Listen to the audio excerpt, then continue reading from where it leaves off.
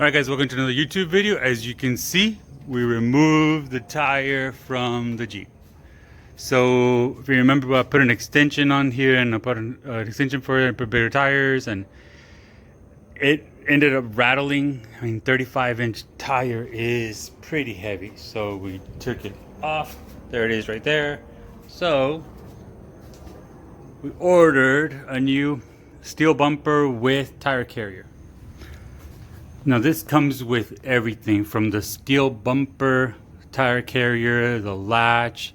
This is the cover for that vent that's in the back, the D-shackles, and all the hardware, including the bearings to put on there. All right, and then this is pretty cool because you can actually choose how far you want it to stick out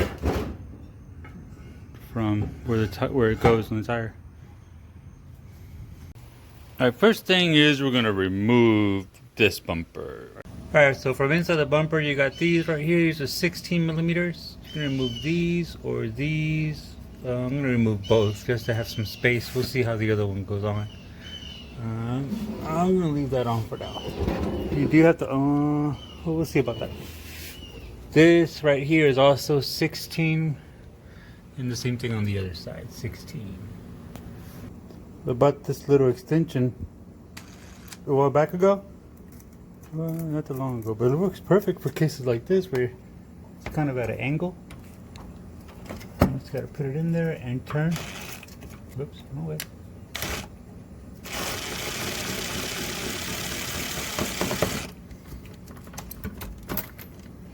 And the other side.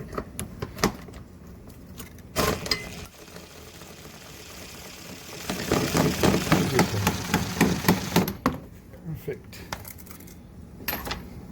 Okay, so that's that. It's all off. See what it look like. Now, this bracket here is actually like that, and it has a 16 millimeter on the bottom and one on top. The one on top latches onto the back of the bumper, right there. And you can see the other two here and three on that side. That's it, and it comes right off. These are pretty solid. They're just whole bumper. They're hollow on the inside. I've heard people modifying them to actually carry water in there also, which is pretty cool. Okay, go ahead and remove these also from here. Actually, we're backwards. Also 16 millimeters. These here are 18 millimeters, and it has 1, 2, and 1 on the bottom. Okay, you do have to remove the hitch also, which is just 4 bolts here on each side. The ones in the front, you can't remove, obviously these are welded in, but the ones in the back you can, and these are 18 millimeters. Damn it, can't get in. 18, okay, you remove that. But first you gotta remove this also, so this doesn't dangle out of the way. Just pops right out. You should be able to pop into the new one too. Alright, so then you got these here, line up one on each side, on that side, in the frame, and this side. Here's one right here, I already put it in there. See how that lines up perfect to the hole here? And this is where you bolt down, 1, 2. Alright, it's a little tricky to get this in here. You really kind of need 2 people, but you can bolt it in just a little bit, just as long as the thread kind of starts to go, and then kind of, straighten it out. Straighten the whole thing out, and then bolt in the other side as best you can also, just so the thread kind of grabs on. You'll adjust the height on it later. Now we got to do the middle part, which is these should go in the middle, one on each side. Okay, what's going to go on this side, what's going to go on the back side, with not these bolts but those bolts right there.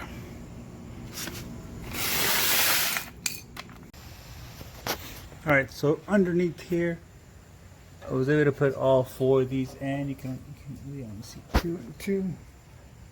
And I put the little plate, the long plate, behind it, and like one on each side, here and here. I really don't know what the one in the back is going to do, but it kind of does leave everything level. If you have too much space in the front, which I had barely enough to fit this in there, you might want to put it in the front, kind of like to give it more space. But now I can start tying everything down. Alright, so everything tightened down. Really tight. Do little by little, kind of just to make it all kind of work out. It's a little struggle to get it in there to be straight, but look, pretty even gaps all the way around. Even here on the edge, all the way through, and here underneath on the other edge. Alright, so now we're gonna put this guy here. This does have a direction. You can see one side fits better upside down and the other doesn't really fit so well, so that's how you know which way it goes. And this is just to cover up the vent. This is the vent just for the air conditioner. The top and bottom ones first, and then with the other piece you're gonna put the actual ones on the side. Once you put this piece on, and this has a best way also. See how one way is taller than the other, so it should go upside down this way. Alright, that's in. Bolts are in, nice and snug. This is also a license or spare tire delete kit. I think they sell this individually too, which the holes line up pretty well. It's pretty good. Look, we're also painting these just to give it a little more of an accent color. The ones that I have on the front of the Jeep, I bought some red ones originally, but these came with the kit, so I went ahead and just painted these to match. Alright, so I put grease all over this on top and on bottom of the inside. Just kind of push it in the grooves there. Not a whole lot, you can see just enough to kind of hold it a little bit. And I kind of put a little bit around the liner on top and on bottom of that too. Now we're just going to slide it in, but I always have to remove this top one first. Just fingers here. Put you on this side. There.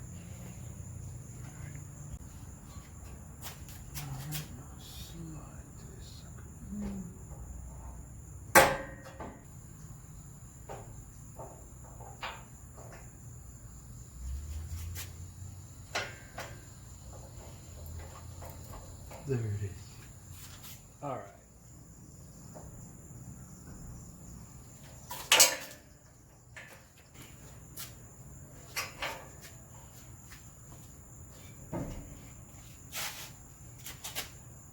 Okay, so this is the handle part, and it can be a little confusing on how this goes. So you're going to take the big rod that actually goes in and turns, and this goes here. You can see how it has a space there for it, right? So that obviously goes there, like that, or like that. Sorry, right there. Okay, but now the part that's a little tricky is this right here. This goes in here. This kind of holds this whole thing in place. But you see that hole that's there? That needs to line up right there, and then you put the bolt in. Okay. Then on the top side, this is like a little rubber stopper so it doesn't clang metal against metal. And then you're going to put this other one in here also, with space right there in the middle. See? And you're going to put the washer and a little bolt there too. Alright, so big side, little side. I'm going to put this in here.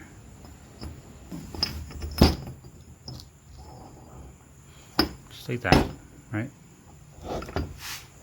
Then you see how in here it requires a rod, but it's not going to be able to turn if you put one of these in there, although it does fit. So you put this one in there, the little back one. Okay? Allen wrench. Just slowly slide it in a little bit, just enough to get it through. And throw this thing in here. Push it in a little more.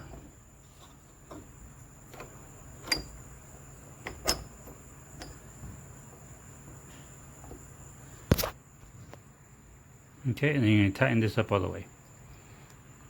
Okay, so now you can see it turns just up and down. Alright, now we're going to put the stopper in here, the rubber spacer, and then this thing in here too. Alright, so we can put this thing in here, and then right there, screw it in. All right, that's on tight. 3/4 bolts or 19mm bolts with washers, 2 on each side. Seems like a bit much to hold this down, but it is kind of important. I mean, this is holding the tire in, the carrier in and closed and locked. So you don't want this coming apart. And now you're going to use yet another different size Allen wrench. So this is Allen wrench number 3 with the washer to lock this in. This is pretty much done. Alright, now we bolted on the spare tire holder, and it has a little pocket for it to slide in and out. Okay, put 4 bolts with washers. Now it's the same size, 3/4 19mm bolts. Alright, well, these are done. Now I didn't have enough of these, so I switched it up with this one, which I believe is correct. It kind of makes sense for this to be an Allen wrench and not so easy to remove for someone to steal it. But this is Allen wrench number 4, so another different size for this one. Put it on with type. So that's pretty much it. It's on. Let's put the tire on. Alright guys, that's it. Goes in. Locks. Just got one more thing to do.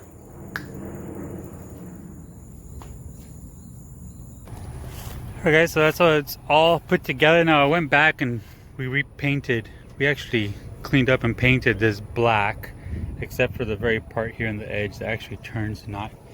It's been pretty solid. It does make a little noise on big bumps, but it's been pretty solid. One thing I always recommend is put something in here and tighten it up, like one of those little Allen tools.